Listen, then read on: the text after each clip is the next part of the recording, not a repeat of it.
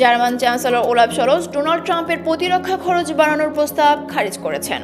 শলজ বলেছেন, জিডিপির 5% প্রতিরক্ষায় খরচ করা মানে 20,000 কোটি টাকা ইউরো প্রয়োজন, যা জার্মানির পুরো বাজেটের চেয়ে অনেক বেশি।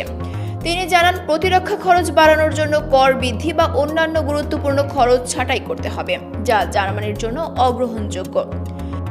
শীতল যুদ্ধের পর প্রথমবার গত বছর জার্মানি জিডিপির 2% প্রতিরক্ষায় ব্যয় করেছে। শলজের মতে, যারা খরচ বাড়ানোর প্রস্তাব দেন তাদের দেখাতে হবে এই অর্থ কোথা থেকে আসবে। রাশিয়ার আগ্রাসনের পর জার্মান সেনাবাহিনীর জন্য 10,000 কোটি ইউরোর বিশেষ তহবিলের প্রতিশ্রুতি দেওয়া হলেও বাজেট ঘাটতির কারণে তা সম্ভব হয়নি। জার্মান প্রতিরক্ষা মন্ত্রী বরিস পিস্টোরিয়াস বলেছেন, সেনার সক্ষমতা বাড়ানোর অগ্রাধিকার হওয়া উচিত। পিস্টোরিয়াস আরও বলেন, 2025 সালের পরও প্রতিরক্ষায় বেশি বিনিয়োগের প্রয়োজন হবে। ইউক্রেনকে অত্যাধুনিক কামান সরবরাহের মতো পদক্ষেপ সেনাবাহিনীর আধুনিকায়নের সহায়তা করছে। জিডিপির 2% প্রতিরক্ষায় ব্যয় শুরু হলেও ভবিষ্যতে এই প্রবণতা আরও বাড়ানোর পরিকল্পনা রয়েছে।